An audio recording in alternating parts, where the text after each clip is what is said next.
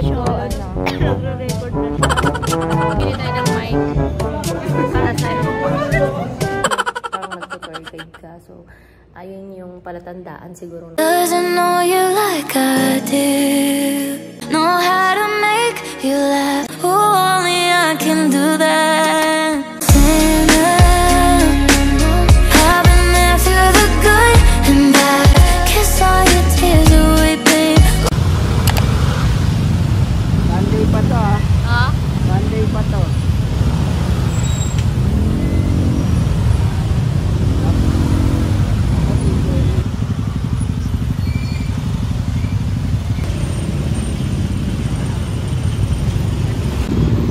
Kami po ay sobrang traffic dito sa sa papuntang UN. Ayan po. Kapal po sila. Puro parking po sura at kaya po ay nata-traffic. Ay ayan po, ang dami po nasa likod.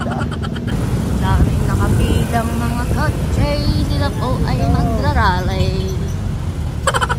Ayan po ay sobrang sikip sa kalsada. Sobrang traffic. Ayan po, pati dito papuntang UN. May sali-sali na Nagrarami nila. Ha? May CR na sila doon. Oo. May CR sila doon. Ayan o, CR nila. Sarili silang motor. Park lahat dito yung mga nila. Yung mga magdarali.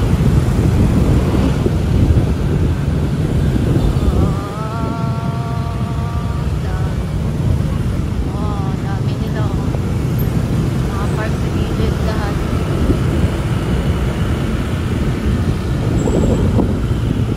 Hi everyone, good morning. Today is Thursday na and it's November 20 and 6:52 ng umaga. Nauna ako dito.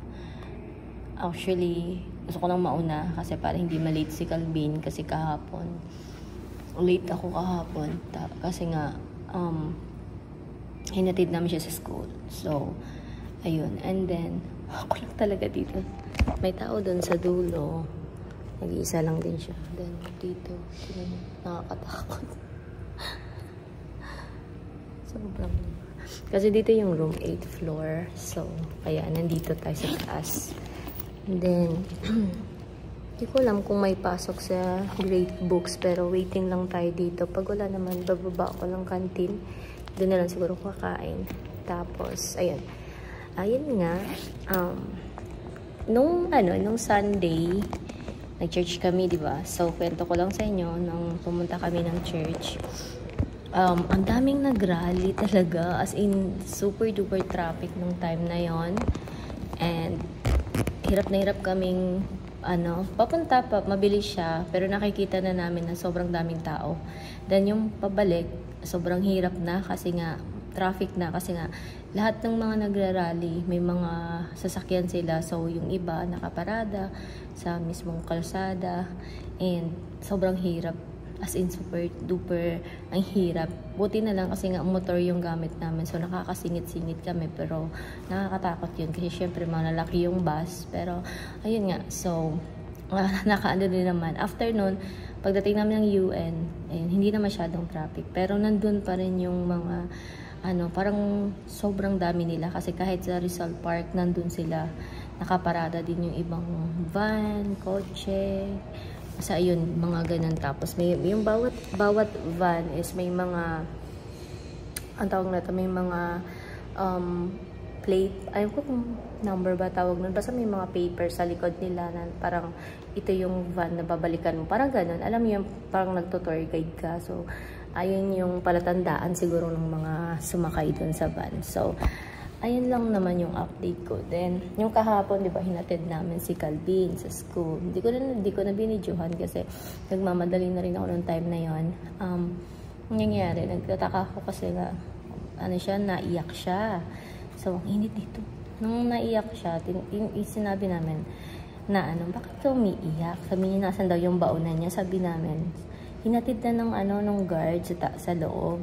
So, parang as in talaga nagluluha yung mata niya. Iba kasi si Clyde compare kay Ace. Si Clyde, medyo kasi parang yung inner niya, yung mismong sa loob niya, andun pa rin yung pagka-inner child niya. Like, hindi talaga siya katulad ni Ace na okay lang kapag iwanan mo sa bahay, walang problema, hindi siya naiyak. Pero hindi pa natin alam kasi hindi pa naman pumapasok si Ace.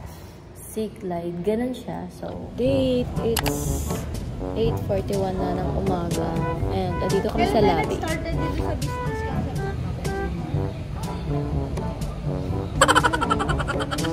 So, gumagawa si Day ng research. Research. Para sa TQ.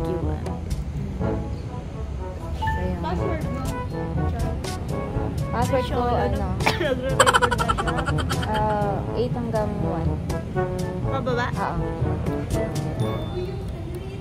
Kailan training na? So, sila yung mga kasama ko sa open subject. Si Miss Naomi, Angela. Sila lahat yung... Actually, marami kami pero wala pa yung iba yun.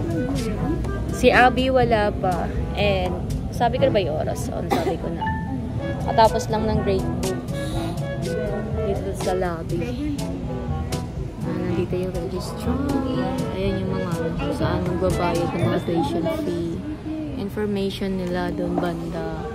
Ayan. Sobrang laki na. Unlike dati dun sa STI to. Sobrang liit lang ng nila. Tapos separate pa yung lobby nila. Unlike dito, buo na siya. Ayan. Anyway, update ko kay Leila. Namamaalam na to. Ngayon siya lang tayo binlog. What are you eating? Wow! Yummy! Wow! Kumako yung mag... sabi niya kasi, wow, yummy! Balik ka kagay Wow! Super ganda! Wow, malungkot! May chismis si Yun nga, yun sa kanina kay mama. Oo nga. SSS kay mama. Oo. Ano ba nangyari doon? Ano nangyari doon? Hoy, 44 po na! 44. Dito kami kumakain. Ay, wait lang. Ayan. Purple bird. Ako, coffee lang.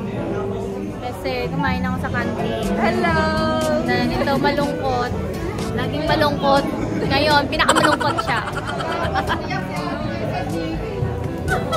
Tapos mamaya, siya na yung malungkot. Yan. Ayan, ang dami dito. Dito kumakain yung mga estudyante. Hindi wala akong mic. Hindi, maririnig malakas yung speaker ng mic. Yan mo, bibili tayo ng mic. Para sa'yo. Ayan, magkape tayo habang wala pa si Derek. Pwede i-show mo? Yan, yummy.